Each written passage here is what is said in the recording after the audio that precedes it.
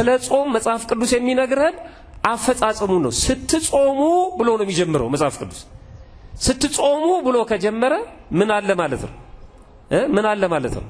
አሁን እኔ ስትሻገሩ ተጠንቅቃችሁ ተሻገሩ ካልኩ የግድ ወደ ቤታችሁ ስትሄዱ ምን ታረጋላችሁ ማለት ነው? ትሻገራላችሁ ማለት ነው። በደንብ መረዳት ያስፈልጋል ከቃሉ ጀምሮ ማለት ነው። ምንድነው ሱባኤ? ምንድነው ፍልሰታ? በተለይ አሁን በሱባኤ ወቅት ለምንድነው የምንጾመው? ለማን ነው የምንጾመው? መቼ ነው የምንጾመው? እንዴት ነው የምንጾመው? እነዚህ ነገሮች ጥርት አድርጎ ማወቅ ያስፈልጋል ማለት ነው። ታዲያ በዚህ ጊዜ እመቤታችን ቅድስት ድንግል ማርያም ነሐሴ 7 ቀን እንደተጸነሰች፣ ግንቦት 1 ቀን እንደተወለደች፣ የካቲት 16 ቀን ቃል ኪዳን እንደተቀበለች፣ ጥር 21 ቀን እንዳረፈች፣ ነሐሴ 14 ቀን በገነት እንደታየች፣ ነሐሴ 14 ቀን እንደተቀበረች፣ ነሐሴ 16 ቀን እንደተነሳች በብዛት የሚነገርበት ወቅት ነው። ሊቃውንቱ ይሄንን ነው በውዳሴ ማርያም፣ በቅዳሴ ማርያም ትርጓሜ፣ በአውደ ምሕረት ስብከታቸው፣ በንባብም ይሄ ነው የሚነገረው። በዚህ ወቅት ይሄን በደንብ መረዳት ያስፈልጋል ማለት ነው። የቅዳሴ ጸበል ስንጠጣም አንዳንዶቻችን እየተንቀጠቀጥን ተቀብለን በፍርሃት ጠጥተን ዕቃውን እንመልሳለን። አንዳንዶቻችን ደግሞ ጠጥተን ጨምርልኝ እንላለን። ይሄ የእምነት ልዩነት ነው። ድገመኝ እንላለን። አንዳንድ ሰዎች በጎ ያደረጉ መስሏቸው ያለ ዕውቀት በጎ ለማድረግ የሚሞክሩ ሰዎች አሉ። ይኸውላችሁ ለጠንቋይ፣ ለአስማተኛ፣ ተራ አጥማቂ ነኝ ባታዊ ነኝ ለሚል ሰው ቼክ እየፈረሙ የሚሰጡ አሉ። ቤተክርስቲያን ለሚያፈርሱ ሰዎች ገንዘባቸውን የሚሰጡ ሰዎች አሉ። ኢትዮጵያውያን የሚመርቋቸው ምርቃቶች አሉ። ለዚህ 5 ወይም 4 ምርቃቶች በጣም የሚገርሙ ምርቃቶች ናቸው። መልክ ያለ እብደት ይስጥ ይላሉ። መልክ ከሆነ ያለ ምን ይስጥ? ያለ እብደት። ሰው መልከ መልካም ከሆነ እብድ ከሆነ አይጠብቀውም ነው። አንዳንድ ሴቶቻችንም ሲያብዱ ነው ቅንድባቸው የሚላጩት እኮ አይደለ? መልከ መልካም ሆኖ ይፈጠራሉ። ማበድ ሲጀምሩ መልካቸውን ይቀይሩታል ማለት ነው። መልክ ደግሞ ሃይማኖት ነው። ማበድ ስንጀምር ወደ ኑፋቄው እንሄዳለን ማለት ነው። ወደዛ ሚስጥር አልሄድም። ምርቃቶቹን ብቻ ልንገራችሁ። መልክ ያለ እብደት ይስጥ ይላሉ። ሽበት ያለ ቅሌት ይስጥ ይላሉ። አይገርም? ሄላቲዮ በስመ አብ ወወልድ ወመንፈስ ቅዱስ አሃዱ አምላክ አሜን።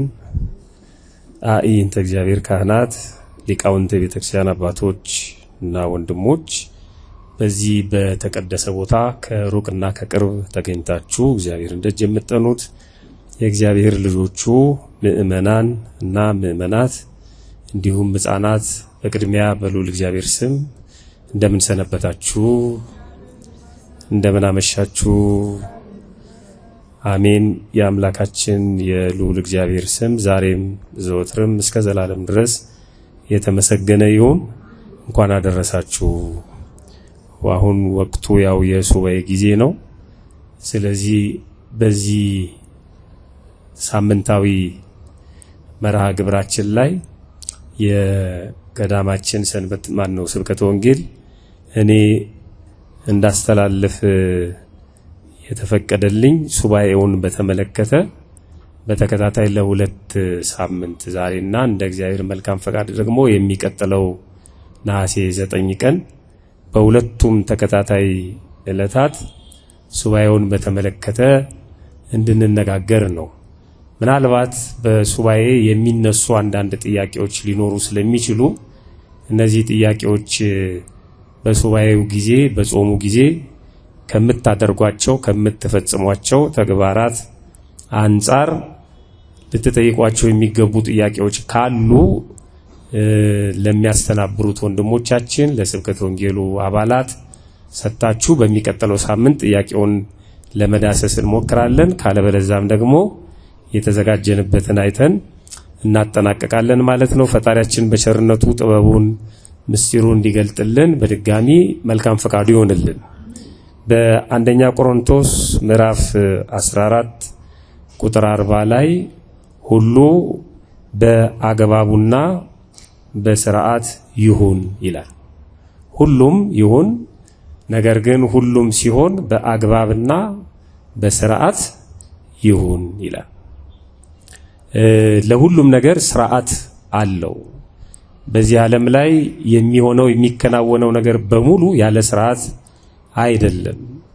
የስርዓት ወይም የህግ ወይም የደንብን ነገር ስናነሳ አንዳንድ ሰዎች በጣም ለማበሻቀጥና ነገሩን ለማቅለል ይሞክሩና ስርዓት አያጸድቅም፣ ዋናው ክርስቶስን መከተል ነው፣ ስለ ስርዓት መጨነቅ፣ ስለ ስርዓት መጠበብ ይሄ በህይወታችን ላይ የሚያመጣው ነገር አይኖርም፣ ስለ ነጠላ አለባበስ፣ ስለ ጾም፣ ስለ ስግደት ወይም ደግሞ ስለ ተለያዩ በቤተክርስቲያን ውስጥ ስለሚፈጸሙ ነገሮች የተጻፈ ነገር የለም እና ዋናው የሚያድነው ኢየሱስ ነው ብለው ለማጥላላት የሚሞክሩ ሰዎች አሉ። ስርዓትን የሚነቅፉ ሰዎች ግን በጣም የሚያሳዝነው ይብዛም ይነስም የሚፈጽሟቸው እና የሚጠብቋቸው የሚያከናውኗቸው የራሳቸው ስርዓት አላቸው። ያለ ስርዓት የሚኖር ሰው የለም። በጣም ከባድ ነው። አሁን ምግብ በምንመገብበት ጊዜ ከተመገብን በኋላ ማኘክ አለብን። ካኘክን በኋላ መዋጥ አለብን። ሰዓት ስለረፈደ ወይም ማኘክ ስላልቻልን መዋጥም ስለሚያስቸግረን ሆዳችንን እንደዚህ ከፍተን ምግቡን እዛ ውስጥ አንድፈው። ለሁሉም ነገር ስርዓት አለው። አለባበሳችንም ስርዓት አለው። እንዲህ ስርዓት አያስፈልግም፣ ስርዓት አያጸድቅም የሚሉ ሰዎች ይገርመኛል። አንገታቸው ላይ ከረባት አስረዋል። ግን ከረባትን እግር ላይ ማሰር ለምን አልተቻለም?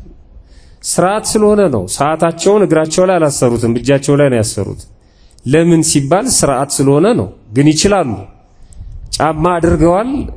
ጫማቸውን ከማድረጋቸው በፊት ግን ካልሲ አድርገዋል። አይደለም? ካልሲ ይቀድማል፣ ከዛ ጫማ ነው አይደል? ግን አንድ ሰው ጫማውን አድርጎ ላይ ካልሲ ቢያደርግስ አይችልም? ይችላል። ግን ስርዓት አይደለም አይደል? እንደሱ አድርጎ ቢሄድ አንድ ሰው ወደ ጸበል ሊወስዱት ይችላሉ። ምናልባት ቤተሰቦቹ ማለት ነው።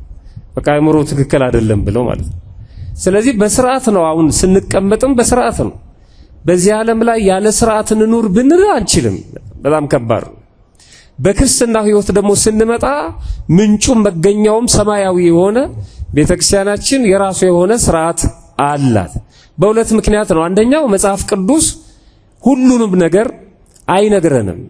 አድርጉ የሚለውን ነገር ያስቀምጥና አደራረጉን ግን አያስቀምጥልንም። ሁለተኛ መጽሐፍ ቅዱስ ላይ የተጻፈውን ነገር በሙሉ ማከናወን ደግሞ ግዴታችን። መጽሐፍ ቅዱስ ላይ የተቀመጠውን ሕግ መፈጸም ግዴታችን ከሆነ ስለ አፈጻጸሙ ደግሞ የተቀመጠ ሕግና ስርዓት መኖር አለበት ማለት ነው።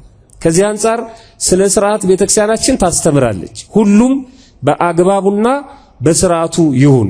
መብላቱም፣ መጠጣቱም፣ ማግባቱም፣ መውለዱም፣ አብሮ መኖሩም፣ መለያየቱም ሁሉም በአግባቡ ይሁን ትላለች ቤተክርስቲያን። ጋብቻን በስርዓት ትፈጽማለች።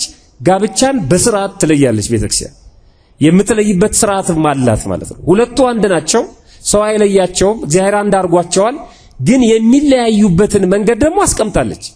በእንዲህ አይነት ሁኔታ ይለያያሉ። በተፈጥሮም ይለያያሉ፣ በሞት እንደገና ደግሞ ከሕግና ከስርዓት ከሁለቱ አንዱ የወጣ ከሆነ የጋብቻውን ፍቺ ወይም መለያየትን ታጸድቃለች በወኪሎቿ በንስሐ አባቶቻችን አማካይነት ማለት ነው። ወተት መጠጣት ኃጢአት አይደለም። ወተት አትጠጡ የሚል ትምህርት የለም። ግን ደግሞ ወተትን በጾምና አርብና ረቡዕ ቀን መጠጣት አይቻልም። ስለ ስርዓት ነው ማንጠጣው ማለት ነው። ሁሉ ነገር ተፈቅዶልኛል ያ ቅዱስ ጳውሎስ። ሁሉም ተፈቅዶልኛል፣ ሁሉንም ማድረግ እችላለሁ፣ ሁሉም ግን አይጠቅምም ማለት ከስርዓት ሲወጣ ይጎዳል ማለት ነው። የወንድና የሴት ተራክቦ ተፈቅዷል። እግዚአብሔር ወንድና ሴት አድርጎ ፈጠራቸው፣ ብዙ ተባዙ ብሏል።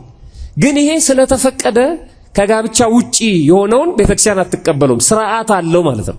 በጋብቻ ነው የሚፈጸመው። እሱ መኝታው ንጹህ ቢሆንም ጋብቻው ቅዱስ ቢሆንም ይሄ የወንድና የሴት ተራክቦ የሚፈቀድበት የራሱ የሆነ ስርዓት አለው ማለት ነው። አንደኛ በጋብቻ ነው የሚፈቀደው። ሁለተኛ ደግሞ በአጽዋማት ለጸሎት በሆነ ጊዜ የሚከለከሉበት ሁኔታ አለ ማለት ነው። ሁሉንም ነገር እንድናደርገው እግዚአብሔር ፈቅዶልናል፣ የሚጠቅመንን ነገር ማለት ነው። ግን በአግባቡና በስርዓቱ እንዲሆን ይነግረናል። በእኛ ቤተክርስቲያን ቅዳሴው በስርዓት ነው፣ ጉባኤው በስርዓት ነው። የማዕድ ስርዓት አላት። አመጋገባችን ራሱ ስርዓት አለው ከሌሎቹ የምንለይበት። ሌሎች ሰዎች ሲመገቡና እኛ ስንመገብ እኩል አይደለም። ቀብሩም ሽኝቱም ስርዓት አለው። ሰው ሲሞት ይከበራል። ሰው ሲቀበር ተከብሮ ነው የሚቀበረው። ምክንያቱም ተስፋ ስላለው ዝም ብሎ አይጣልም። ቤተክርስቲያናችን የሙታን መሸኛ ጸሎት አላት፣ የተማጽኖ ጸሎት አላት። ሁሉም ነገር ስርዓት አለው። ስንገባ ቤተክርስቲያን ተሳልመን ነው የምንገባው። አቀማመጣችን ወንዶች ለብቻ ሴቶች ለብቻ ነው የምንቀመጠው። የማህበር ጸሎት አለ። የዝማሬ ጊዜ ነበር፣ ገርል ሲተረጎም ነበር። አሁን ደግሞ ቃል እግዚአብሔር የምንሰማበት ጊዜ ነው። ሁሉም ስርዓት አለው። ያለ ስርዓት የምንሄድ ከሆነ በጣም ከባድ ነው። በስርዓት ከሚከወኑ ተግባሮች መካከል አንዱ ጾም ነው። የጾም ስርዓት አላት ቤተክርስቲያን። ምክንያቱም አንደኛ መጽሐፍ ቅዱስ እንድንጾም ያዛል። ጾምን ፈቅዷል። ስለዚህ መጾም አለብን። ስንጾም ደግሞ እንዴት መጾም እንዳለብን ሕግና ስርዓት ያስፈልገዋል ማለት ነው። ማንም ሰው ተነስቶ ብድግ ብሎ በፈለገው ሰዓት ጾምን ማወጅ ስለማይችል ማለት ነው። ሁለተኛ መጽሐፍ ቅዱስ ጾሙ ነው ያለን እንጂ አጿጿሙን አልነገረንም። እንዴት መጾም እንዳለብን፣ ከምን መከልከል እንዳለብን፣ ስንጾም ምን ማድረግ እንዳለብን፣ መቼ መጾም እንዳለብን የዘረዘረው ነገር የለም። ዝርዝሩ የለም። ዋና ጉዳዩ ነው የተጻፈው። እንደውም መጽሐፍ ቅዱስ ጾምን በተመለከተ ያስፈልጋል አያስፈልግም ወደሚለው ማብራሪያ አልሄደም። ጾም ይጠቅማል አይጠቅምም፣ ያስፈልጋል አያስፈልግም፣ ተፈቅዷል አልተፈቀደም የሚለውን ጥያቄ አልፎታል መጽሐፍ ቅዱስ። እሱን አይመልሰውም። እሱ ከጥያቄ ስለማይቆጠር ስለ ጾም መጽሐፍ ቅዱስ የሚነግረን አፈጻጸሙ ነው። ስትጾሙ ብሎ ነው የሚጀምረው መጽሐፍ ቅዱስ። ስትጾሙ ብሎ ከጀመረ ምን አለ ማለት ነው? ምን አለ ማለት ነው? አሁን እኔ ስትሻገሩ ተጠንቅቃችሁ ተሻገሩ ካልኩ የግድ ወደ ቤታችሁ ስትሄዱ ምን ታረጋላችሁ ማለት ነው? ትሻገራላችሁ ማለት ነው። በሌላ ነገር ማውራት አይቻልም። ስትጾሙ ብሎ ከጀመረ ምን አለ ማለት ነው? ጾም አለ ማለት ነው። በሌላ ጉዳይ አይደለም። መጾም እንዳለብን ወይም ጾም እንዳለ የታወቀ ነው። ግን ስትጾሙ እንደ ግብዞች አትጠውልጉ፣ ለሰዎች እንደ ጦመኛ ሊታዩ ፊታቸውን ያጠፋሉ፣ እውነት እላችኋለሁ ዋጋቸውን ተቀብለዋል ይላል የማቴዎስ ወንጌል ምዕራፍ 6 ቁጥር 16 ላይ። ለሰዎች ለመታየት ለተሪዮ ይጾማሉ፣ የሚፈልጉት ደግሞ እሱን ስለሆነ አግኝተዋል፣ ከኔ ዘንድ ግን ዋጋ የላቸውም ይላል። እግዚአብሔር ከዚህ ይሰውረን። ስለዚህ በስርዓት እንድንጾም መጽሐፍ ቅዱስ ይነግረናል። የሥርዓት መጽሐፍቶቻችን ደግሞ ይህንን አስቀምጠውታል ማለት ነው። የምናደርገውን በደንብ ማወቅ ያስፈልጋል። አሁን ጾም ላይ ነን፣ አሁን ሱባኤ ላይ ነን። በደንብ መረዳት ያስፈልጋል ከቃሉ ጀምሮ ማለት ነው። ምንድነው ሱባኤ? ምንድነው ፍልሰታ? ምን እያደረግን ነው? ከዚህ ጀምሮ ጥርት አድርገን አንድ ሰው ተልኮ ሲሰጠው ጠይቆ ነው። ምንድነው ይሄ ውስጡ ያለው የሰጠኝ ነገር? ለማን ነው የሚሰጠው? የት ነው የሚገኘው?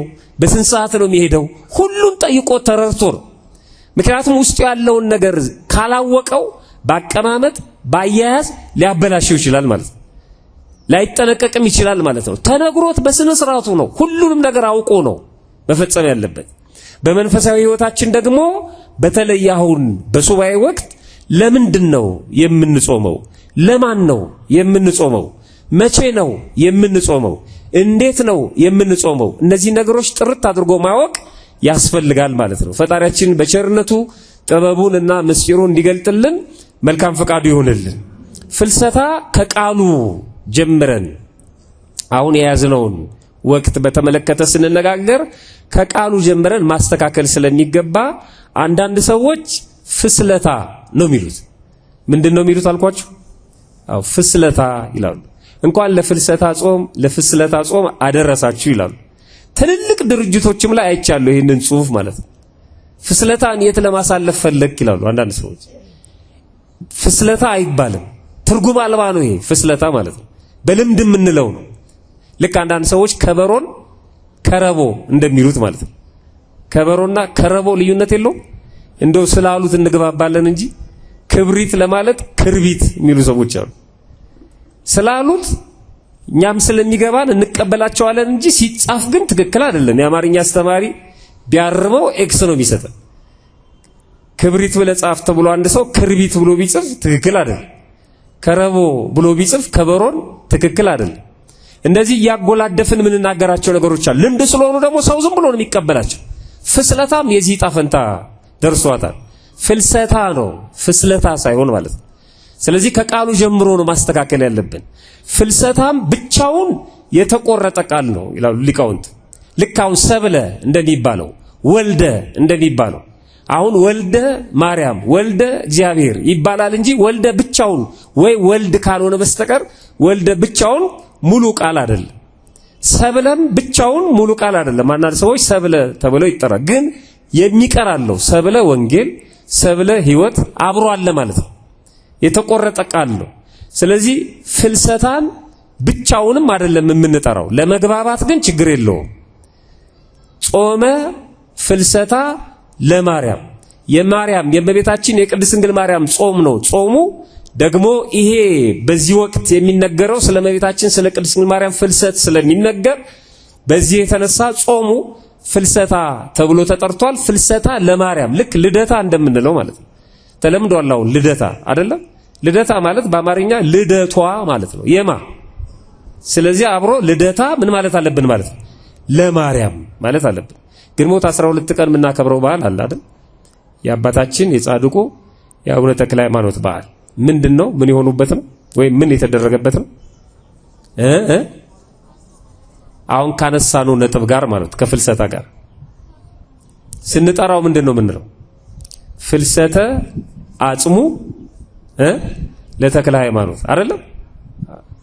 አጽማቸው የፈለሰበት ማለት ነው። ከ57 ዓመት በኋላ ከደብረ አስፎ ከዋሻው ወደ ቤተ መቅደሱ የተዘዋወረበት ማለት ነው። ስለዚህ አሁንም በዚህ ውስጥ ፍልሰታ ለማርያም በዚህ በጾም ውስጥ ማለት ነው የእመቤታችን የቅድስት ድንግል ማርያምን መፍለስ፣ ከሞት መነሳት፣ ከመቃብር መውጣት በዝርዝር የምንማማርበት የምንነጋገርበት የጾም ወቅት ነው ማለት ነው። በነገራችን ላይ ይሄ ጾመ ፍልሰታ ለማርያም 3 ነገሮችን ብቻ አስቀምጬ ባልፍ፣ አንደኛ ከሰባቱ አጽዋማት አንዱ ነው። ምን ማለት ነው? ከሰባቱ አጽዋማት አንዱ ነው ማለት ምን ማለት ነው? ጾሙን ማንኛውም ክርስቲያን የመጾም ግዴታ አለበት ማለት ነው። ከሰባቱ አጽዋማት አንዱ ነው ማለት ሁሉም ሰው የመጾም ምን አለበት ማለት ነው? ግዴታ አለበት ማለት ነው። የልጅ ጾም ነው፣ የሕፃን ጾም ነው ተብሎ የሚናቅ አይደለም ማለት ነው። አንዳንድ ሰዎች እንደዚህ ስለሚሉ የሰኔ ጾምን ማን እንደደነገገው አላቅም፣ ማን እንደጀመረው የሽማግሌ ጾም ወይም የቄስ ጾም ይሉታል፣ ጾመ ሐዋርያትን ማለት ነው። ደግሞ ጾመ ፍልሰታ ለማርያምን ደግሞ የሕፃን ጾም ይላሉ። በእርግጥ ሕፃናት በብዛት ይታያሉ በዚህ ወቅት አይደለም? ያስቀድሳሉ፣ ይጾማሉ፣ ይዘምራሉ፣ በቤተ ክርስቲያን ውስጥ ይንጫጫሉ፣ ይረብሻሉ። በቃ ሕፃናት በብዛት የሚታዩበት ነው፣ የአባታቸው ቤት ስለሆነ ማለት ነው። ለምንድን ነው ሕፃናት በብዛት የሚታዩት በዚህ ጾም? ለምንድን ነው? ቀላል ነው ምላሹ። ትምህርት ቤት ምን ስለሆነ? በቃ ሌላ ሚስጥር የለውም። ትምህርት ቤት እዚህ ስለሆነ የትም ሊሄዱ አይችሉም። ቤተሰብ ሲመጣ አብረው ይመጣሉ ማለት ነው። ይሄ ደግሞ ተለምዷል። ልጆቹ ራሱ ትምህርት ቤት ከተዘጋ በኋላ የሚገናኙት ቤተክርስቲያን ነው። የትምህርት ቤት ጓደኞች በሙሉ ማለት ነው የሚገናኙት፣ መገናኛቸውም እዚህ ነው። የሚያወሩትም የሚጫወቱትም ሁሉ ነገር የሚያደርጉት እዚህ ነው። ትንሽ አእምሮ ወይም ማሰብ ማገናዘብ ከሚችሉት ውጪ ማለት ነው። ሌላ ነገር አይደለም። ሌላው ደግሞ ወደ ሚስጥሩ እንሂድ ብንል እመቤታችን መፍቀሬ ሕፃናት ናት። የሕፃናት ወዳጅ ነች እመቤታችን። ሕፃናቱን ስለምታጸናቸው፣ ስለምትወዳቸው፣ ስለምታበረታቸው ሲጾሙ ምንም ድካም አይታይባቸው።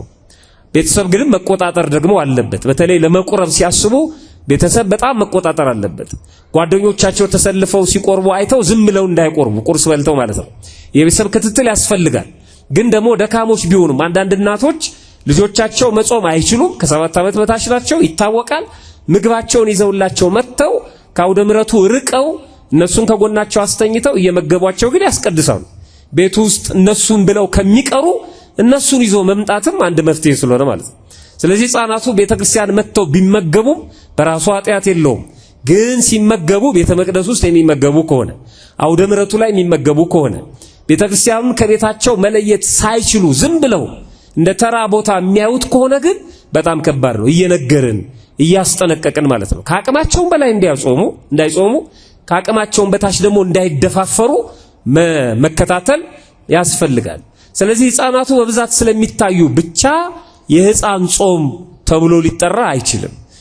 ጾመ ፍልሰታ ለማርያም ከሰባቱ አጽዋማት አንዱ ነው። ከሰባቱ አጽዋማት አንዱ ነው ማለት ግዴታ ነው ማለት ነው። ሰባቱ አጽዋማት ዝም ብለን ጠቅሰናቸው ለማለፍ በዚህ በኢትዮጵያ የዓመት ወይም የወር አቆጣጠር ከመስከረም ጀምሮ ወደታች እንቁጠራቸው ብንል የሚቀድመው ታኅሳስ ላይ የጌታ ማን ነው የልደት ጾም ወይም ጾመ ነቢያት ነው። አንደኛ ጾመ ነቢያት ወይም የገና ጾም የምንለው ነው። ሁለተኛ ጋድ ወይም ጾመ ጋድ ወይም ለውጥ ብለን የምንጠራ ወይም ጋድ የምንለው ነው። ከጥምቀትና ከልደት ጋር የሚገናኘው ማለት ነው። ሶስተኛው ጾመ ነነዌ ነው። የአብይ ጾም መግቢያ 15 ቀን ሲቀረው የሶስት ቀን ጾም የምንጾመው ማለት ነው። ጾመ ነነዌ ሶስተኛ ነው። አራተኛው ጾመ ኢየሱስ ወይም አብይ ጾም ብለን የምንጠራው የጌታ ጾም የፋሲካ ጾም ወይም ሁዳዴ ብለን የምንጠራው ነው። አራተኛ አምስተኛ የሰኔ ጾም ነው ወይም ጾመ ሐዋርያት የሥራቸው መጀመሪያ ያደረጉት ሐዋርያት ጾምን ነው። ጾመ ሐዋርያትን የምንጾመው ለምንድን ነው? የሐዋርያት ልጆች ስለሆነን። ቤተክርስቲያናችንም የሐዋርያት ቤተክርስቲያን ነች፣ ሐዋርያዊት ናት። ስለዚህ የሐዋርያት ልጆች ስለሆነን የሐዋርያትን ጾም እንጾማለን ማለት ነው። ሐዋርያትን ነው እንግዲህ የቄስ ጾም የሽማግሌ ጾም እያሉ የሚንቁት ሰዎች ማለት ነው። ይሄ በጣም አግባብ አይደለም፣ ልንጠበቅ ይገባል ማለት ነው። አምስተኛው እሱ ነው። ስድስተኛው አርብና ረቡዕ ነው፣ ጾመ ድህነት ብለን የምንጠራው ማለት ነው።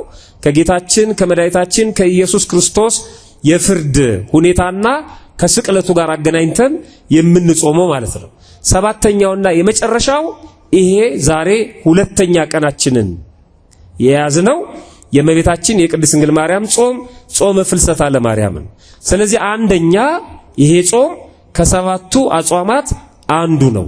ሁለተኛ የእመቤታችን የቅድስት ድንግል ማርያም ጾም ነው፣ በስሟ የሚጠራ ማለት ነው። በእርግጥ የጀመሩት ሐዋርያት ናቸው። የጾሙ ምክንያት እመቤታችን ቅድስት ድንግል ማርያም ነች። ስለ እመቤታችን ስለ ቅድስት ድንግል ማርያም ጥያቄ ጠይቀው ስለ እመቤታችን ስለ ቅድስት ድንግል ማርያም ፍቅርና በእመቤታችን በቅድስት ድንግል ማርያም ምክንያት የጀመሩት ጾም ሐዋርያት ይጾሙት እንጂ የጾሙ ምክንያት ግን እመቤታችን ቅድስት ድንግል ማርያም ነች። ለዚህ ነው ቤተክርስቲያናችን አብዝታ በዚህ ወቅት ስለ እመቤታችን ስለ ቅድስት ድንግል ማርያም የምትናገረው የምታስተምረው። እኛም ስለ እመቤታችን ስለ ቅድስት ድንግል ማርያም አብዝተን የምንማረው የምናስተምረው በዚህ ወቅት የጾሙ መጠሪያ እሷ ስለሆነች ነው። ጾሙ የእመቤታችን የቅድስት ድንግል ማርያም ረፍቷ፣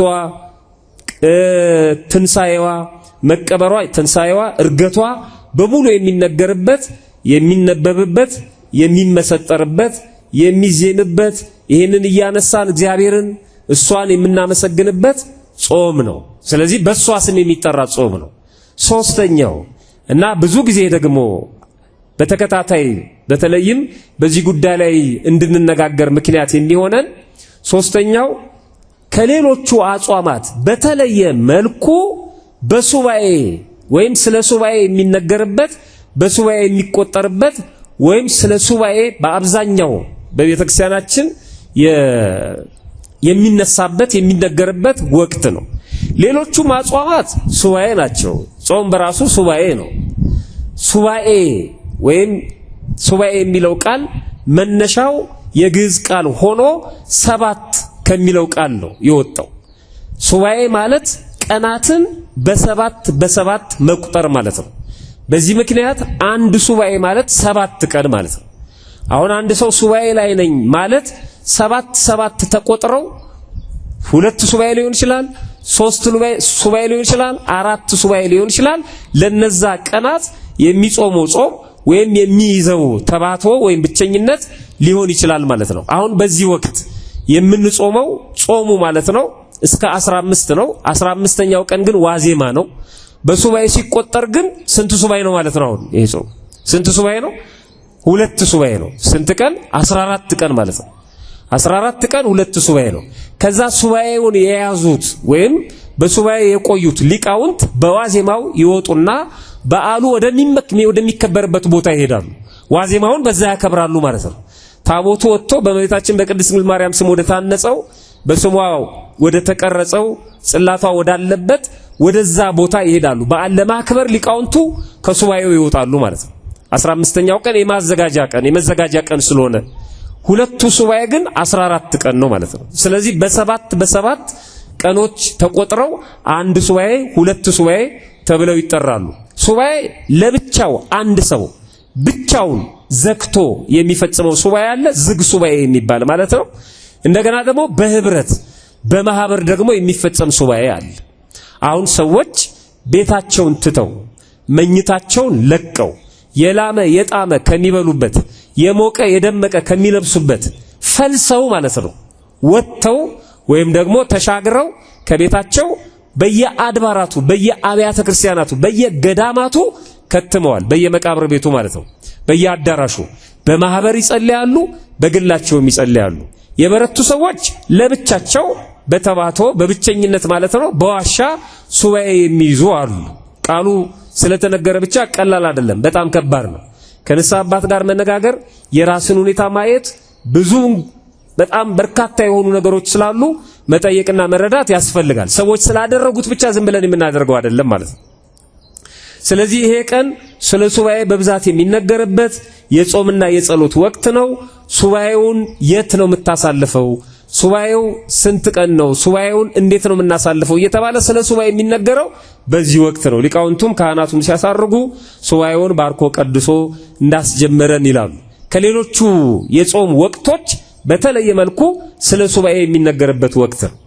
ታዲያ በዚህ ጊዜ እመቤታችን ቅድስት ድንግል ማርያም ነሐሴ 7 ቀን እንደተጸነሰች፣ ግንቦት 1 ቀን እንደተወለደች፣ የካቲት 16 ቀን ቃል ኪዳን እንደተቀበለች፣ ጥር 21 ቀን እንዳረፈች፣ ነሐሴ 14 ቀን በገነት እንደታየች፣ ነሐሴ 14 ቀን እንደተቀበረች፣ ነሐሴ 16 ቀን እንደተነሳች በብዛት የሚነገርበት ወቅት ነው። ሊቃውንቱ ይሄንን ነው በውዳሴ ማርያም በቅዳሴ ማርያም ትርጓሜ በአውደ ምሕረት ስብከታቸው በንባብም ይሄ ነው የሚነገረው። በዚህ ወቅት ይሄን በደንብ መረዳት ያስፈልጋል ማለት ነው።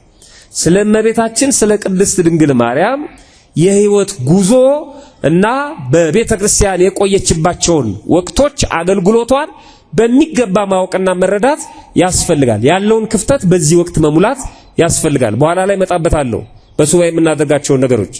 ቅድስት ቤተ ክርስቲያናችን ይሄንን ምክንያት አድርጋ በዚህ ወቅት አንደኛ ቅድም እንደነገርኳችሁ ነው ከህፃን ጀምሮ እስከ ትልልቆቹ ድረስ እስከ አረጋውያን ሁሉ በተፋቅሮ በመተባበር በአንድነት ይጾማሉ።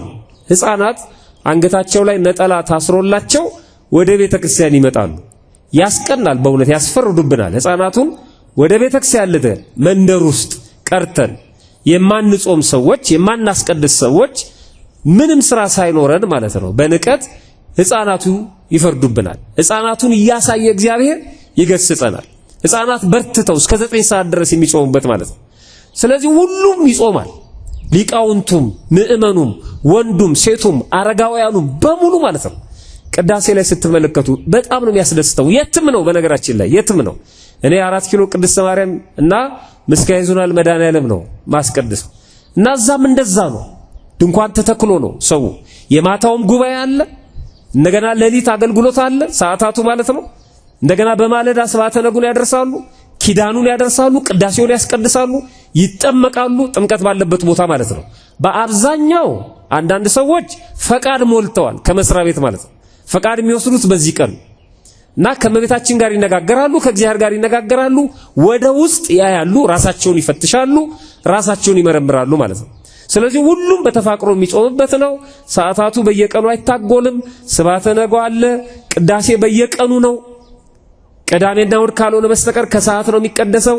ቅዳሴ በየቀኑ የማይቀደስባቸው አብያተ ክርስቲያናት እንኳን ቢሆን በዚህ ወቅት ምእመናን ይነጋገሩና ቅዳሴ እንዲቀደስ ያደርጋሉ። ለቤተ መቅደሱ የሚያስፈልገውን መባ ያመጣሉ። ለካህናቱ ደግሞ ቀድሰው አገልግለው ከወጡ በኋላ አፋቸውን የሚያበሱበትን እህል ውሃ ይዘው ይመጣሉ። እኔ በምኖርበት አካባቢም እንደዚህ ያደርጋሉ። ተሰብስበው ሰዎች ማለት ነው። ካህናቱ የትም መሄድ የለባቸውም። አገልግሎታቸውን ፈጽመው ምግብ ፍለጋ ወደ መንደር መሄድ የለባቸውም። ስለዚህ እነሱን መመገብ ያለብን እኛ ነን ብለው ተራ ይዘው ማለት ነው ወደዚህ ወደ ቱሉኑምቱ አካባቢ ወደ ኮየፈጪ አካባቢ ተራ ይዘው ካህናቱን ይመግባሉ፣ ምእመናን ማለት ነው። ማንም ሰው የሚወጣበት ስላልሆነ ለምግብ መጨነቅ የለባቸውም ብለው የእመቤታችን የቅድስት ድንግል ማርያምንም ታሪክ እያስታወሱ የምግቧ ነገር ከተያዘ ትግባ የተባለችበትን ማለት ነው። ሰው ስለሚበላው ስለሚጠጣው ነገር መጨነቅ የለበትም።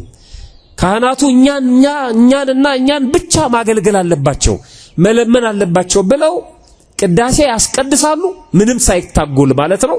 ለቤተ መቅደሱ የሚያስፈልገውን ነገር ያመጡ የዚህን የፍልሰታን ሙሉ ወጪ እኛንን የምንችለው ብለው በማህበር ተሰባስበው ይህንን ያደርጋሉ። ስለዚህ በሁሉም አብያተ መቃደስ በሁሉም ቤተ መቅደስ ቅዳሴ ይቀደሳል። ሕፃናት በየተራ ይቆርባሉ። ምእመናን በተለይ በቤተ ክርስቲያንና በቤታቸውም የሚያደርጉት አንድ የተለየ ስርዓት አላቸው ከሌሎቹ አጽዋማት በተጨማሪ ማለት ነው። አድርሽኝ የሚባል ነገር አለ። አድርሽኝ በየቀኑ ዝክር የሚያዘክሩ እናቶችና አባቶች አሉ። እህል ውሃ እያዘጋጁ ለሚቆርቡ ሰዎች ይሰጣሉ። እንደገና ለሚያስቀድሱ ሰዎች ይሰጣሉ። ጎረቤትን እየጠሩ ያበላሉ፣ ያጠጣሉ፣ በረከት ብለው ማለት ነው። ይሄ በኢትዮጵያ ታሪክ በአጼ ዮስጦስ ዘመን የተፈጸመ አንድ ታሪክ አለ። ኢትዮጵያዊ ንጉስ ናቸው፣ አጼ ዮስጦስ ይባላሉ። እኚህ ሰው ስናር በተባለ ቦታ ላይ በሱዳንና በኢትዮጵያ ድንበር ላይ የሚገኝ ቦታ ነው። ጦርነት ገጥሟቸው ወደ ጦርነቱ ሲሄዱ ለመፋለም ሀገራቸውን ለመጠበቅ ለመከላከል ማለት ነው። ለእመቤታችን ለቅድስት ድንግል ማርያም ስለት ተስለው ነው የሄዱት። ጎንደር ላይ የእመቤታችን የቅድስት ማርያም ቤተክርስቲያን አሰርተዋል። እሳቸው ናቸው ያሰሩት መጀመሪያውን ማለት ነው። እና ስለት ተስለው ነው የሄዱት። ለሚቀጥለው በድል ተመልሼ ማለት ነው ምንም ሳልሆን በድል እንድመለስ ከረዳሽኝ በአማላጅነትሽ የሚቀጥለውን ፍልሰታ ከነሐሴ 1 ጀምሮ እስከ ነሐሴ 14 ድረስ ዝክርሽን መታሰቢያሽን አደርጋለሁ፣ ብቻ በሰላም አድርሽኝ ብለው ተስለው ሄደው ጦርነቱን ገጥመው በድል ጦርነቱን ጨርሰው ወደ ሀገራቸው ከተመለሱ በኋላ የሚቀጥለው ዓመት እንደ ቃላቸው ከነሐሴ 1 ቀን ጀምሮ እስከ 14 ዝክሯን መታሰቢያን እያደረጉ እያበሉ እያጠጡ አክብረዋታል። ስለዚህ ምእመናን ከዚህ የተነሳ አድርሽኝ እያሉ እኛ አሁን እስከ 16 ማለት ነው ወይም ደግሞ እኛ ለምንፈልገው ተምኔት ምኞት አድርሽኝ እያሉ ምእመናን በየቀኑ መታሰቢያዋን ያደርጋሉ፣ ያበላሉ፣ ያጠጣሉ። ይሄ በቅዳሴ ጊዜ የተለመደ ነው። እናቶች ንፍሮ እየቀቀሉ ባቄላም ይሁን ስንዴ ማለት ነው ዳቦ እየጋገሩ አምጥተው ለሚቆርቡ ሰዎችና ላስቀደሱ ሰዎች ይሰጣሉ። ግን እዚህ ላይ ማስተካከል ያለባችሁ የሚቆርቡ ሰዎችን አፋቸውን እንዲያብሱ የምናደርገው አውደ ምሕረቱ ላይ መተን አይደለም። አንዳንድ ሰዎች ይሄን ሲያደርጉ እያየው ገና ሕፃናቱ ጫማቸውን እየፈለጉ እያሉ ይመጡና እነሱ ከላስቲክ ውስጥ ንፍሮ ይሰጧቸዋል አውደ ምሕረት ላይ ማለት ነው። ይሄ በጣም ነውር ነው። እዚህ ቦታ ላይ እዚህ አካባቢ ላይ ስጋዊ መብል መጠጥ አይፈቀድም። ሰማያዊ መብልና መጠጥ የሚታደልበት ቦታ ስለሆነ ማለት ነው። ከዚህ ውጪ ነው ማድረግ ያለብን፣ በየመጠለያው ነው ማድረግ ያለብን።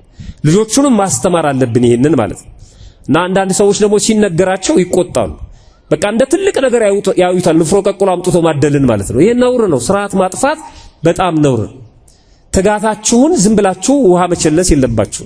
እግዚአብሔር ያመጣችሁትን መስዋዕት እንዲቀበላችሁ በትህትና በስርዓት ሆናችሁ ማስተናገድ ልጆቹ እንዳሳየናቸው ስለሚሆኑ ማለት ነው። አንዳንድ ቦታ ላይ ግን የሰንበት ትምህርት ቤት ወጣቶች ሕፃናቱን ይቆጣጠራሉ። በስነ ስርዓት ማለት ነው። ከወላጆቻቸው ይቀበላሉ፣ አዳራሽ ያስቀምጧቸዋል፣ እያስተማሩ ይጠብቃሉ። የሚቆርቡትን ከማይቆርቡት ይለያሉ፣ ቀስ ብለው ማለት ነው።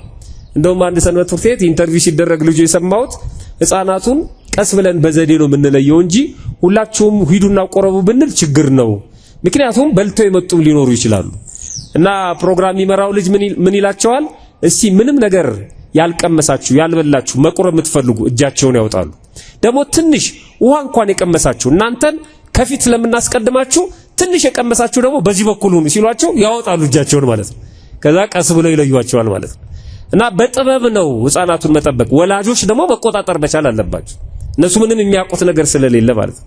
ስለዚህ ምግቡን አውደ ምሕረት ላይ መስጠት አይፈቀድም።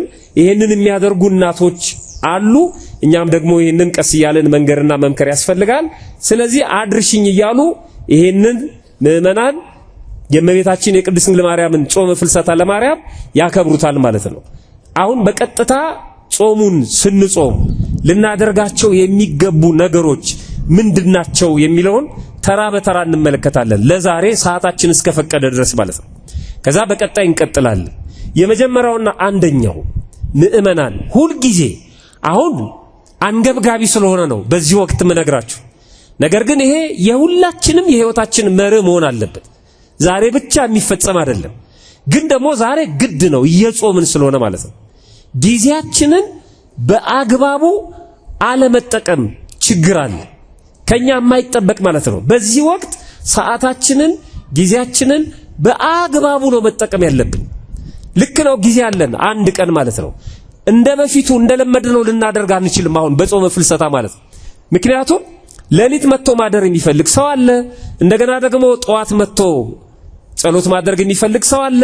ከሰዓት ማስቀደስ የሚፈልግ ሰው አለ።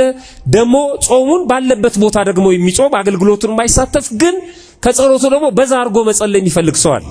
ስለዚህ አሁን ወዳለን ንብረት ነው መሄድ ያለብን። ያለን ጊዜ ያለን ሰዓት ምንድነው?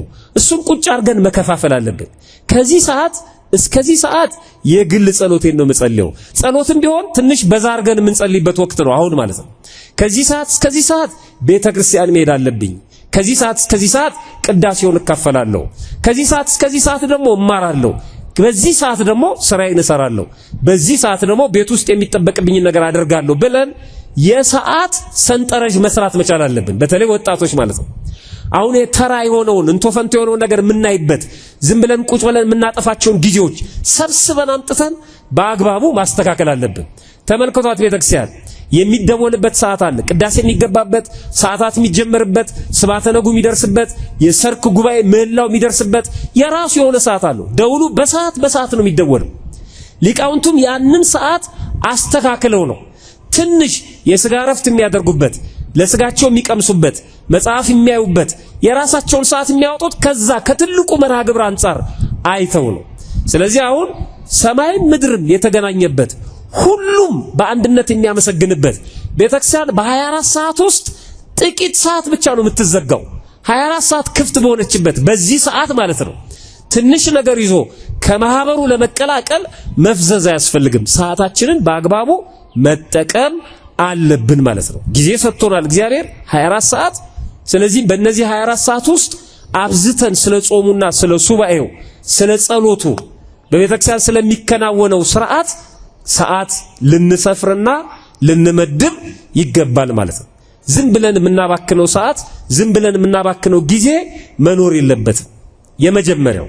ሁለተኛው በቤተክርስቲያን ውስጥ በተቻለ መጠን በተለይ አሁን ለሱባኤ ወደ ቤተክርስቲያን የምትመጡ ሰዎች፣ ለማስቀደስም ወደ ቤተክርስቲያን የምትመጡ ሰዎች፣ ለሰዓታቱም ከ6 ሰዓት ጀምሮ ሌሊት ወደ ቤተክርስቲያን የምትመጡ ሰዎች፣ በግሩፕ በቡድን የምትመጡ ሰዎች አላችሁ። ከመንደር በቡድን መምጣት ችግር የለውም። ሰዎች ግን በግሩፕ ይመጡና በግሩፕ ነው የሚቀመጡት። በግሩፕ ይቀመጡና ያወራሉ፣ ሰው ይተርባሉ፣ አላፊ አግዳሚው ላይ ይስቃሉ፣ ተራ ነገር ያወራሉ። ይሄው ልብ አድርጎ ከምታውቁት ሰው ጋር ስትቀመጡና ከማታውቁት ሰው ጋር ስትቀመጡ እኩል አይደለም። ቃለ እግዚአብሔር ለመስማት እንኳን አንዳንድ ሰዎች እባካችሁ ወደፊት ኑ ሲባሉ አይፈልጉም። ተሰብስበው እንደመጡ ተሰብስበው መቀመጥ ነው የሚፈልጉት። ሰዎቹ አሉ እንደተባለው ነው። ሊያስቀድሱ ከመንደር መጡ በግሩፕ ማለት ነው። የመጡት ግን ቤተክርስቲያን እስከሚደርሱ ድረስ ሰው እያሙ ነው፣ የሰው ስም እያነሱ እገሌ እግዚአብሔር ይለትና እንዲያርጎ ደረሱ ቤተክርስቲያኑ በር ላይ ማለት ነው። ከዛ ምን ተባባሉ? አሁን ቅዳሴ እናስቀድስና የቀጠለውን ደግሞ በኋላ እንቀጥለዋለን የቀረው ነው። አሁን ቅዳሴ ነው አህዱ ሊባል ነው። ቅዳሴውን እንጨርስና በኋላ እንቀጥለዋለን። እነዚህ ሰዎች መቼም አይቀየሩ፣ መቼም አይለወጡ። አሁን ቅዳሴው ላይ የሚነገረውን ነገር በሙሉ አይሰሙትም ማለት ነው። የሚነበበውን መጽሐፍ አይሰሙትም። የሚሰበከውን ስብከት አይሰሙትም። በኋላ የሚቀጠል ሐሜት የለም። በኋላ የሚቀጠል ክፋት አድማ የለም። በኋላ የሚቀጠል ኃጢአት የለም። ትተነው ነው መምጣት ያለብን። ግን የሚዳርገን ብዙ ጊዜ በግሩፕ መቀመጣችን፣ በህብረት ተሰብስበን መቀመጣችን። በህብረት አትጸልዩ እያልኳቸው አይደለም። በህብረት አትነጋገሩ እያልኳቸው አይደለም። ስርዓት ባለው መልኩ እየተደማመጥን የምንነጋገር ከሆነ አጀንዳ ባለው መልኩ ችግር የለውም። ግን አንዱ እየጸለየ አንዱ ተመስጦ ውስጥ ነው፣ አንዱ እየሰማ ሌላው የሆነ ነገር ሊላችሁ ይችላል። የመጣለትን ወሬ አምጥቶ ሊደፋባችሁ ይችላል። ለሱ መልስ መልሳላችሁ። በጣም ከባድ ነው። ስልካችንን ከዘጋ አብረን የመጣነው ጓደኛችንን መዝጋት አለብን፣ ሳይለንት ማድረግ አለብን ማለት ነው። እሱን ደግሞ ሳይለንት ማድረግ አንችልም። ስለዚህ ቦታ መቀየር አለብን ማለት ነው። አሁን ቅዳሴ ነው፣ በተመስጦ ነው ማስቀደስ ያለብን። አሁን አገልግሎት ነው፣ በተመስጦ ነው ማገልገል ያለብን። እንደው ለመጠያየቅ ካልሆነ በስተቀር አሁን ሊቃውንቱ ጎንና ለጎን ሆነው ሲያወሩ ደግሞ ሌላ ነገር እንዳይመስላችሁ ቀለም ነው የሚጠያየቁት። ይባላል አይባልም ነው። ከዚህ ቀጥሎ ነው ከዚህኛው ነው ይቀጥለው፣ ይሄ ይቀድማል ይሄ ይቀድማል። ስለ ጉባኤው ወይም ደግሞ ስለ ትምህርቱ ስለ ስርዓቱ ነው የሚነጋገሩት እነሱ። እሱ ከሆነ ችግር የለውም። የኛ ግን በጣም የበዛ ነው፣ በጣም የበዛ ነው። ያው አሁን እንኳን ትንሽ ጸጥ ብንል፣ እስቲ ዝም በሉ፣ ጸጥ ለማለት ሞክሩ። የምንሰማው ነገር አለ። ጸጥ ብለን መከታተል ነው ያለብን። እግዚአብሔር በዝምታ ውስጥ ነው ስራ የሚሰራው ይላሉ ሊቃውንት። ዝም ብሎ ነው ስራ የሚሰራው። በዝምታ ውስጥ ስራ በሚሰራባት ቤተክርስቲያን በዝምታ ማድመጥና በዝምታ ደጅ መጥናት ያስፈልጋል ይላል።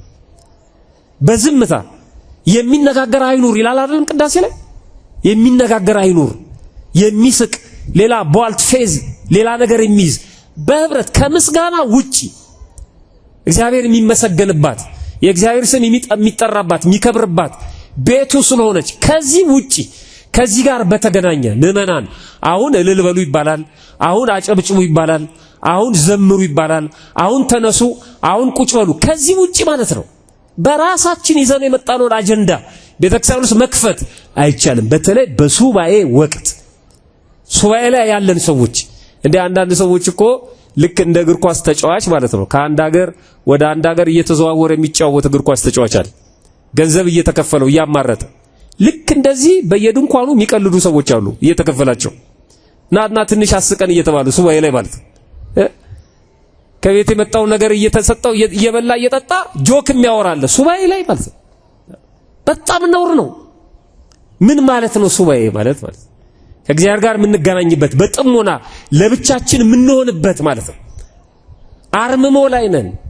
ሌሎች ነገሮችን እግዚአብሔር እንዲያስወግድልን ስጋዊ ድካማችንን እንዲያስቀርልን ወይም ደግሞ የነፍስ ቁስላችንን እንዲፈውስልን አብዝተን እግዚአብሔርን የምንጠራበት ወቅት ስለሆነ በቤተ ክርስቲያን ውስጥ በግሩፕ በቅዳሴ ሰዓት በሰዓታቱን ጊዜ ትምህርት በሚሰጥበት ሰዓት ባንቀመጥ ይመረጣል። ብንለያይ ተለያይተን ብንቀመጥ፣ ተለያይተን የሚለው በቦታ ማለት ነው።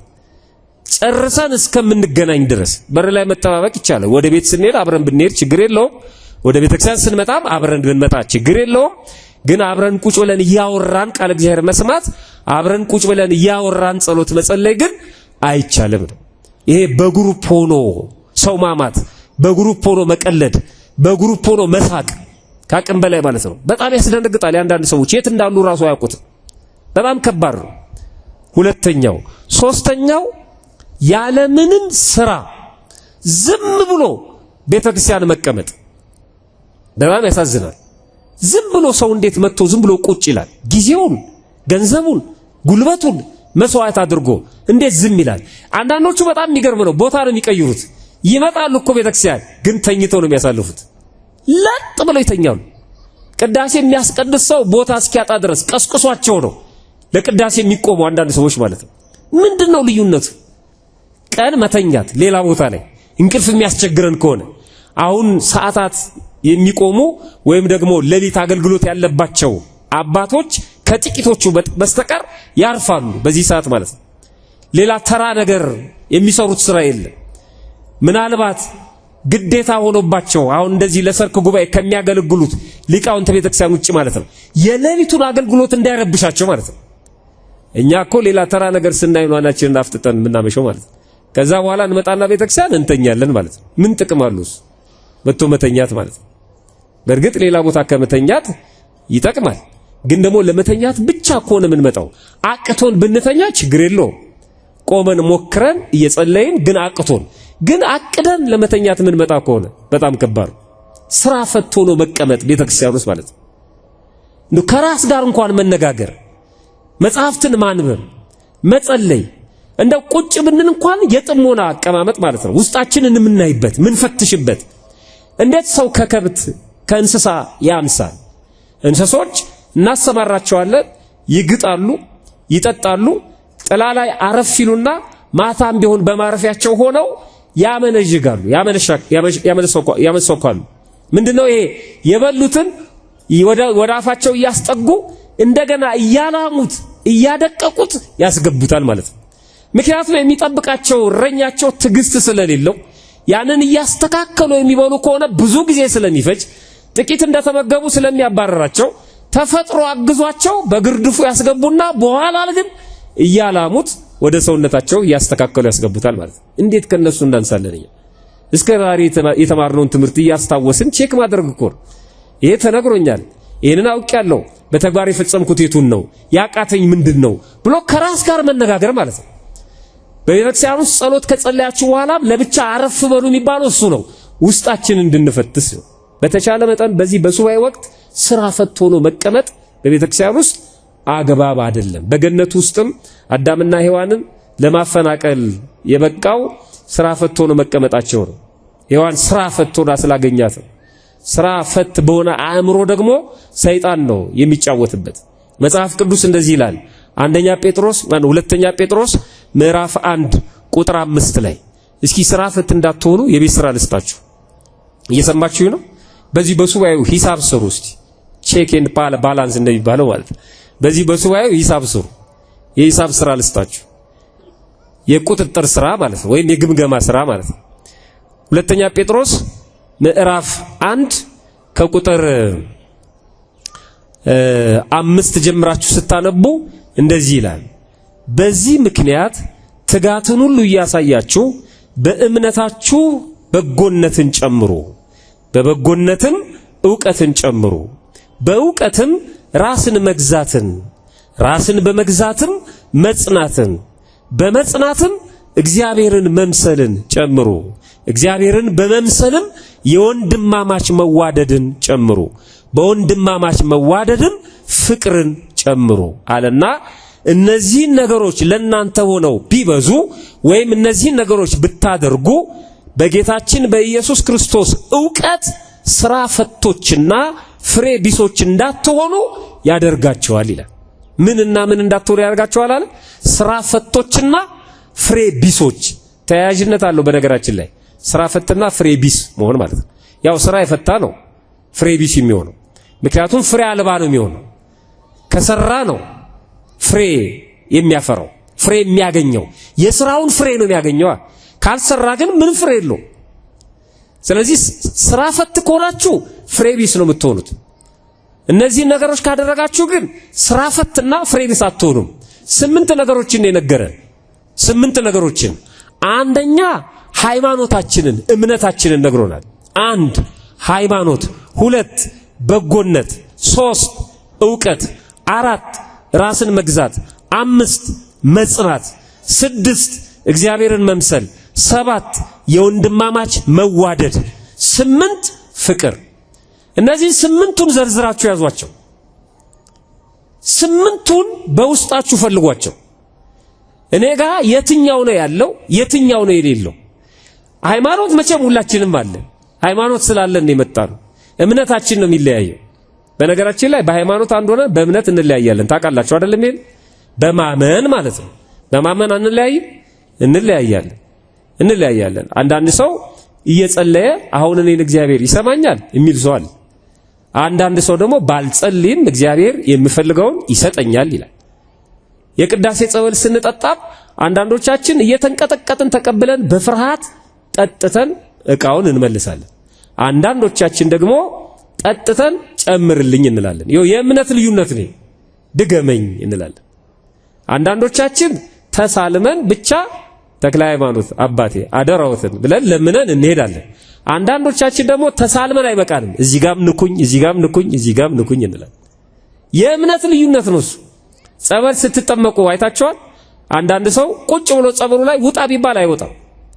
3 ሰዓት ቁጭ ካላለ በጭራሽ ቶሎ ውጣ አይሆንም። በቃ ብዙ ሰዓት ስለተጠመቀ ብዙ በረከት የሚያገኝ ይመስለዋል። በጭራሽ አይደለም። አንዳንዱ ደግሞ ተጠምቆ ቶሎ ይወጣል። ለምን ቶሎ ወጣ ይለዋል። ስለቆየ ብቻ በረከት የሚያገኝ ይመስለዋል። አይደለም። የእምነታችን ማነስ፣ የእምነታችን ጎዶሎነት ነው። እምነት ጨምርልን ብለውታል ሐዋርያት። የሚጨመር አይደለም። የሚጨመር እንደዚህ ቆንጥሮ የሚጨመር መስሏችሁ የሰናፍጭ ቅንጣት አለም። እንደዚህ መጀመሪያውን የላችሁም ነው ያላችሁ። ማመን ያስፈልጋል። የምጸልየውን ይሰማኛል፣ የምናገረው ከእግዚአብሔር ጋር ነው ያለውት በእግዚአብሔር ቤት ነው። እግዚአብሔር ኃጢአትን እንጂ ኃጢአተኞችን አይጠላም፣ መሐሪ ነው። በደንብ ማመን ያስፈልጋል። በእግዚአብሔር ፊት እንደቆምን ማመን ያስፈልጋል። እሱ አለን፣ ሃይማኖት ውስጥ ነው ያለነው። ሃይማኖተኛ ነን፣ ጥሩ ነው። በሃይማኖታችሁ ላይ ግን በጎነትን ጨምሩበት አለ። አይገርም? በጎነት አለን ወይ? በጎሽ ነን? ቅኖች ነን? ቅንነት ይታይብናል? በባልንጀራችን ላይ አንመቀኝም? አይከፋንም? እሱ የሆነ ነገር ሲያገኝ ተንኮል አንሸርብም? በጨለማ አናማም? በጀርባ የሆነ ነገር አናደርግም? ሃይማኖተኞች ሆነን እንዴት በጎ ነገር ይጎድለናል? እንዴት በጎ አንሆንም?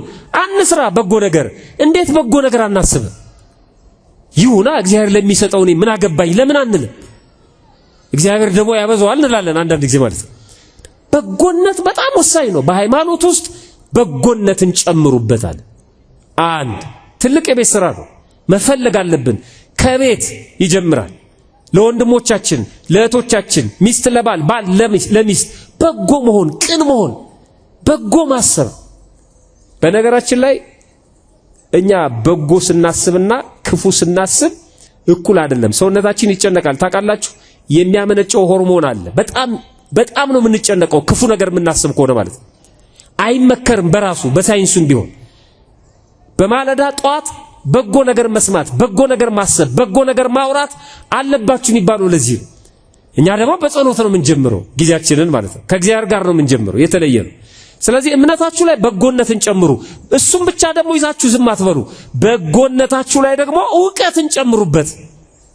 አንዳንድ ሰዎች በጎ ያደረጉ መስሏቸው ያለ ዕውቀት በጎ ለማድረግ የሚሞክሩ ሰዎች አሉ። ይኸውላችሁ ለጠንቋይ፣ ለአስማተኛ፣ ተራ አጥማቂ ነኝ ባህታዊ ነኝ ለሚል ሰው ቼክ እየፈረሙ የሚሰጡ አሉ። ቤተክርስቲያን ለሚያፈርሱ ሰዎች ገንዘባቸውን የሚሰጡ ሰዎች አሉ። የነሱ ተቃራኒ የሆኑ ሰዎችን የሚረዱ አሉ። በጎች ናቸው ግን ዕውቀት የላቸው። ካህናቸውን አያውቁም፣ መነኩሴያቸውን አያውቁም፣ ቤተክርስቲያናቸውን አያውቁም፣ አገልጋያቸውን አያውቁም። ማንም ሰው እየመጣ ይጠርጋቸዋል። በጎነታችን ዕውቀት ሊኖረው ይገባል ይላል እንደ ቅዱስ ጳውሎስ። ሳናውቅ ክርስቶስ እንዳናሳድደው ማለት ነው። በጎነት አለ፣ ጥሩ ነው። ግን ደግሞ ዕውቀት መኖር አለበት። ክፉን ከበጎ መለየት። የትኛውን ነው ለየትኛው ነው በጎ መሆን ያለብኝ? እንዴ አሁን የጠንቋይ ቤት የት ነው እዚህ አካባቢ ቢላችሁ አንድ ሰው ታሳዩታላችሁ? ታውቁታላችሁ እኮ የጠንቋይን ቤት። ግን በጣም ተጨንቋል፣ ዝናብ ነው፣ እባካችሁ የጠንቋይን ቤት ፈልጌ ነበር ቢላችሁ ታሳዩታላችሁ? አታሳዩት? በጎ ሁኑ ሲባል፣ ቅን ሁኑ ሲባል ስለ በጎነት ታሳዩታላችሁ? አዎ ካሳያችሁት ጅልነት ነው ማለት ነው። ሃይማኖት ያለ ዕውቀት ጅልነት ነው ይላሉ ሊቃውንት። ሃይማኖት ያለ ዕውቀት ጅልነት ነው፣ ዕውቀት ደግሞ ያለ ሃይማኖት እብደት ነው ይላሉ። ዕውቀት ያለ ሃይማኖት ከሆነ እብደት ነው። ሰዎች በዕውቀታቸው የሚያብዱት ሃይማኖት ስለሌላቸው። ሰዎች ደግሞ ዕውቀት ስለሌላቸው ነው በሃይማኖታቸው የሚጃጃሉት። ማንም ሰው ይነዳቸዋል። ብዙ ሰው የኛ ሰው እኮ ነው በየቦታው የሚከተለው። በዓለማዊው መድረክ ብታዩት፣ በመንፈሳዊ መድረክ ብታዩት፣ በጥንቆላው የኛ ሰው ነው። አንገቱ ላይ ማተብ አለ። በሞኝነት በቂልነት ነው። ስለዚህ የጠንቋይ ቤት ያስጠነቆለ ብቻ አይደለም፣ የጠንቋይ ቤት ያውና ብሎ ያሳየም ራሱ እንደ ጠንቋይ ነው የሚቀጣው። እኛ እንድናሳይ የተፈቀደልን የጠንቋይ ቤት ሳይሆን ምንድነው እንድናሳይ የተፈቀደልን? ቤተ ክርስቲያን። ወዳጄ ምንም ላደርግ አልችልም፣ እኔ ክርስቲያን ነኝ። የጠንቋይ ቤት ላሳይህ አልችልም። እኔን አሳየኝ ማለት ብቻ ሳይሆን አንተም የምታደርገው ነገር አግባብ አይደለም፣ ከዚህ ድርጊት ብትታቀብ ጥሩ ነው የሚሰማን ከሆነ። ካለበለዛ መዋሸትም የለብንም፣ አላውቅም ማለትም የለብንም። የጠንቋይ ቤት እንዳሳይ ቤተክርስቲያኔ አትፈቅድልኝም። መስክረን ነው የምንለያዩ። ስለዚህ በጎነታችሁ ላይ ዕውቀት ጨምሩበት አለ። ተመልከቱ፣ ሃይማኖት፣ በጎነት፣ ዕውቀት። ስንት ነገርኳችሁ? 3። በዕውቀታችሁ ላይ ደግሞ አለ። አንዳንድ ሰዎች በዕውቀታቸው ይጠፋሉ። በዕውቀታችሁ ላይ ራስን መግዛት ጨምሩበት። ራሳቸውን ያልገዙ አዋቂዎች አሉ፣ የሚታበዩ ማለት ነው፣ የሚመጻደቁ ማለት ነው። ኢትዮጵያውያን የሚመርቋቸው ምርቃቶች አሉ። ለዚህ 5 ወይም 4 ምርቃቶች በጣም የሚገርሙ ምርቃቶች ናቸው። መልክ ያለ እብደት ይስጥ ይላሉ። መልክ ከሆነ ያለ ምን ይስጥ? ያለ እብደት። ሰው መልከ መልካም ከሆነ እብድ ከሆነ አይጠብቀውም ነው። አንዳንድ ሴቶቻችንም ሲያብዱ ነው ቅንድባቸው የሚላጩት እኮ አይደለ? መልከ መልካም ሆኖ ይፈጠራሉ። ማበድ ሲጀምሩ መልካቸውን ይቀይሩታል ማለት። መልክ ደግሞ ሃይማኖት ነው። ማበድ ስንጀምር ወደ ኑፋቄው እንሄዳለን ማለት ነው። ወደዛ ሚስጥር አልሄድም። ምርቃቶቹን ብቻ ልንገራችሁ። መልክ ያለ እብደት ይስጥህ ይላሉ። ሽበት ያለ ቅሌት ይስጥህ ይላሉ። አይገርም? ሽበት ይስጥህ ግን ያለ ምን? ያለ ቅሌት። በሽበቱ አንቱ በስራው አንተ የሚባል ሰው አለ። ሽበት ያለ ቅሌት ይስጥህ፣ መልክ ያለ እብደት ይስጥህ፣ ሀብት ያለ ስስት ይስጥህ ይላሉ። ሰው ሀብታም ሆኖ ስስታም ከሆነ ምን ዋጋ አለው? አራተኛው ዕውቀት ያለ ትዕቢት ይስጥህ ይላሉ። ዕውቀት ከትዕቢት ጋር የተሰጠው ዲያብሎስ ነው። የትዕቢት ዕውቀት የዲያብሎስ ዕውቀት ነው። ዲያብሎስ ሁሉን ያውቃል፣ ግን ትዕቢተኛው ነው። በዕውቀቱ እንዲጠቀም አይፈልግም ሰው። እንዲህ አይነት ዕውቀት አያስፈልግም። ስለዚህ በዕውቀታችሁ ላይ ራስን መግዛት ጨምሩበት። ራስን መግዛት። ብዙዎቹ በዕውቀታቸው ነው እኮ የሚጠፉት። ሁለት መጽሐፍ ወይ አንድ መጽሐፍ አንብቦ እግዚአብሔር የለም ይላል። በጣም ይገርማል። እዚህኛው መጽሐፍ ላይ እንደዚህ ስለሚል ይላል መጥቶ በዕውቀት ራስን መግዛት። ራስን በመግዛት ላይ መጽናት በፈረቃ አይደለም። ራስን በመግዛት መጽናት አለባችሁ ይላል። በመጽናታችሁ ላይ እግዚአብሔርን መምሰል ስትጸኑ እግዚአብሔርን መምሰል ጨምሩበት።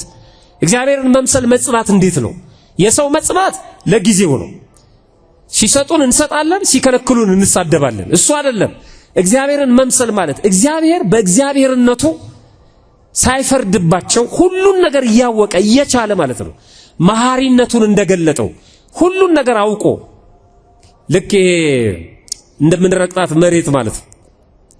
እግዚአብሔርን መምሰል ለጠላቶቹ እንኳን ሳይቀር ጸልዩ አሳይቶናል። እግዚአብሔርን መምሰል እኔ እግዚአብሔርን በሆን ኖሮ የሚሉ ሰዎች አሉ። አሳየው ነበር። እግዚአብሔርን መሆን ማለት እግዚአብሔርን መምሰል ማለት መጥረግ፣ መቅሰፍ፣ ማባረር፣ መግደል የሚመስላቸው። እግዚአብሔርን መምሰል በጥፊ መመታት ነው። እግዚአብሔርን መምሰል የማያውቁትን ያደርጋሉና ይቅር በላቸው ማለት ነው። እግዚአብሔርን መምሰል ለሌላው ተላልፎ መሰጠት ነው። ስለዚህ በመጽናታችሁ ላይ እግዚአብሔርን መምሰል ጨምሩበት። እግዚአብሔርን በመምሰል የወንድማማች መዋደድን ጨምሩ። በወንድማማች መዋደድ ላይ ፍቅርን ጨምሩ፣ ያለ ጥቅም ማለት ነው። እነዚህን 8ቱን ያዟቸውና ፈልጓቸው። እነዚህን ስናሳድድ፣ እነዚህን ለማግኘት ስናነብ፣ እነዚህን ለማግኘት ስንጠይቅ፣ እነዚህን ለማግኘት ስንጸልይ፣ እነዚህን ለማግኘት ስንተክዝ ስራ ፈት አንሆንም ማለት ነው። በዚህ በሱባኤው ስራ ፈት ሆኖ መቀመጥ ነውር ነው። ቀጣዮቹን በሚቀጥለው ሳምንት እናያቸዋለን። 3 ነገሮች አይተናል። ጥሩ ነው። 3ኛው ላይ ይቆየን። ፈጣሪያችን በቸርነቱ ሰምቶ ከመጥፋት ያድነን። እግዚአብሔር ይስጥልኝ።